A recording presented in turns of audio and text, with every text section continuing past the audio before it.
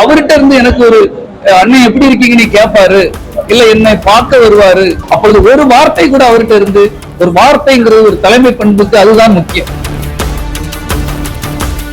நான் யாருக்காக உழைத்தேனோ, நான் யாரும் முதன்மை இடத்துக்கு வர வேண்டுமோ என்று உழைத்தேனோ, ஒரு வார்த்தை அவர் என்னிடம் வந்து நீங்கள் எப்படி இருக்கிறீர்கள் என்று என்னோட கேட்கவில்லை. இறப்புக்கு கூட அவர் வந்திருக்க மாட்டாரோ என்ற ஒரு வேதனை வந்த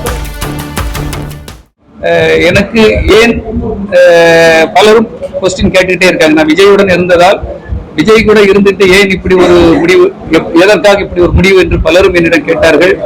பல காரணங்கள் இருக்கிறோம். ஒவ்வொருவருடைய ஜனநாயக உரிமை. ஒரு கட்சிக்கு இணைகிறோம் என்றால் அதுக்கு பல காரணம். ஆனால் என்னுடைய உண்மையான காரணத்தை இந்த இடத்தில் இப்பொழுது சொல்ல கடமைப்பட்டிருக்கிறேன். காரணம் என்னவென்றால், ஒரு 3 மாதத்துக்கு முன்னால நான் வந்து எனக்கு ஒரு அட்டாக் வந்தது. அந்த அட்டாக் வந்த பிறகு நான் உயிர் பிழைப்பானா பிழைக்க மாட்டேன் என்று பலரும் கருத்துக்கள் சொல்லிக் கொண்டிருக்கும் போது, பலரும் அதுக்கு ஆதங்கப்பட்டு, அண்ணன் மகேஷ் முதல், நம்மளுடைய எம்பி விஜயவசந்த் முதல், சென்னையிலிருந்து பல இயக்குநர்கள், பாரதி ராஜா முதல் எல்லோரும் என்னை நான் எப்படியாவது, ஏன்னா அவ்வளவு நான் இதுவரை ஒரு கடுகளை கூட யாரும் துரோகம் நினைத்தது கிடையாது. என்னால் பலன் இருந்தா இருப்பேனே தவிர யாரின் துரோகம் செய்து தப்பு செய்து வாழ வேண்டும் என்ற அந்த முடிவு 1% நான் இருந்தது கிடையாது. அதனால சென்னையிலிருந்து அத்தனை டைரக்டர்கள், ப்ரொடியூசர், நடிகர்கள் எல்லாம் பேசிய போது நான் இருந்து எதிர்பார்த்தது, 30 ஆண்டுகள் ஒரு நடிகரோடு அவருடைய வளர்ச்சிக்காக போராடியவன், அதுல நான் என்னென்ன அவமானப்பட்டிருக்கேன், கஷ்டப்பட்டிருக்கேன்னு எனக்கு தெரியும். அப்போ அவர்கிட்ட இருந்து எனக்கு ஒரு அண்ணன் எப்படி இருக்கீங்கன்னு கேட்பாரு, இல்ல என்னை பார்க்க வருவாரு. இப்படி பல சந்தேகங்களோட நான் படுத்து கிடந்தேன். உயிர் பிழைப்பானா எப்படின்னு தெரியாது. அப்பொழுது ஒரு வார்த்தை கூட அவர்கிட்ட இருந்து, நான் 30 வருஷம் உழைச்சிருக்கேன் இல்லையா, ஒரு வார்த்தைங்கிறது ஒரு தலைமை பண்புக்கு அதுதான் முக்கியம். ஆனால் ஒரு வார்த்தை கூட அவர்கிட்ட இருந்து என்கிட்ட வரல. ஆனால் பலரும் என்கிட்ட கேட்டிருக்காங்க, சம்பந்தம் இல்லாதவர்கள். இப்ப விஜய் வசந்துக்கு எனக்கு இப்பதான் பழக்கம். ஆனா அவரு வந்து ஒரு 50 முறை எனக்கு போன் பண்ணிருப்பாரு, அண்ணன் எப்படி இருக்காரு, வந்துருவாருல, நல்லா இருக்காருல அப்படின்ட்டு. இப்படி எல்லாரும் கேட்கும் போது, நான் யாருக்காக உழைத்தேனோ, நான் யாரும் முதன்மை இடத்துக்கு வர வேண்டுமோ என்று உழைத்தேனோ, யார் சூப்பர் ஸ்டாராக வர வேண்டும் என்று என் உடல் பொருள் ஆவி அனைத்தும் கொடுத்து உழைத்தேனோ, ஒரு வார்த்தை அவர் என்னிடம் வந்து நீங்கள் எப்படி இருக்கிறீர்கள் என்று என்னோட கேட்கவில்லை. அன்றே நான் செத்திருந்தால் நான் என் இறப்புக்கு கூட அவர் வந்திருக்க மாட்டாரோ என்ற ஒரு வேதனை வந்த பிறகுதான் இனி ஒரு மாற்று முடிவு எடுக்க வேண்டும்.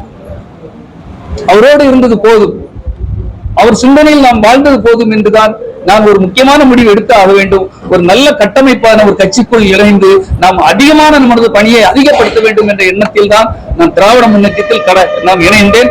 முதல் காரணம் அதுதான். என் மனதில் இருந்த வேதனை எப்படி வெளிப்படுத்துவது என்று தெரியவில்லை. என் ஃப்ரெண்டு வந்து ஒரு 50 நேரம் என் பையன்கிட்ட போன் அடிச்சிருக்கேன், ஜோசப் சந்திரன். நான் போன் எடுக்கல, ஆனா 50 தடவை பேசியிருப்பான்.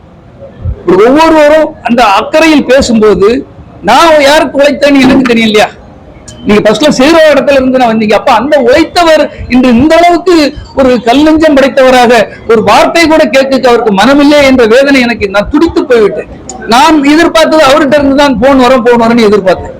ஆனால் கடைசி வரை வரவில்லை. கடைசி வரை நமக்கு எந்த துன்பம் வந்தாலும் வரமாட்டார். அப்படி நான் எப்படி அவர் கூட திரும்ப போக முடியும்? நீங்கள் நினைத்து பாருங்கள். அதனுடைய வெளிப்பாடுதான் நான் இன்று வந்து திராவிட முன்னேற்ற கழகம் ஒரு கட்டுக்கோப்பான கட்சி, அவரோடு இருந்து நாம் பயணப்பட வேண்டும் என்பதற்காக தான் நான் அந்த கட்சியில் இணைந்தேன். பலரும் கேட்ட கமாண்ட்ல கேட்ட கேள்விக்காக இந்த பதில சொல்றேன். முதலமைச்சர் அவர்கள் அண்ணன் உங்களை பற்றி நிறைய சொல்லி இருக்கிறாங்க, எனக்கு நிறைய ரிப்போர்ட் வந்திருக்கு உங்க மாவட்டத்தில இருந்து, நீங்க அவங்க அண்ணன் கூட இணைஞ்சு நீங்க நமது கழகத்தை வலுப்படுத்தணும், நல்ல ஒர்க் பண்ணுங்க, தனியா கூப்பிட்டு அதைத்தான் என்கிட்ட சொன்னாங்க. இது சார் இல்ல விஜய் பிரச்சாரம் பண்ணுவீங்களான்னு கேட்கிறேன். ஆமா, விஜய் எடுத்து பிரச்சாரம்னா இப்போ நான் இன்னொரு மாற்று கட்சிக்கு வந்தாச்சு, கண்டிப்பாக களம் கண்டு பிரச்சாரம் பண்ணுவோம் சார். சட்டமன்ற தேர்தல் அது என்னுடைய கையில இல்ல சார். அது அவங்க கட்சி மேலிடமும் அண்ணனும் தான் முடிவு எடுக்கணும். தலைமை முடிவு எடுக்கிறதுக்கு அவங்க எடுக்கிற முடிவுக்கு நான் கட்டுப்படுவேன். அதை நான் இப்ப அதை பற்றி அந்த எண்ணமே என்கிட்ட கிடையாது. இப்போ கட்சியில இணைந்து இருக்கிறேன். என்னுடைய பணி அவங்க கூட இணைந்து செயலாற்றுவேன், அவ்வளவுதான்.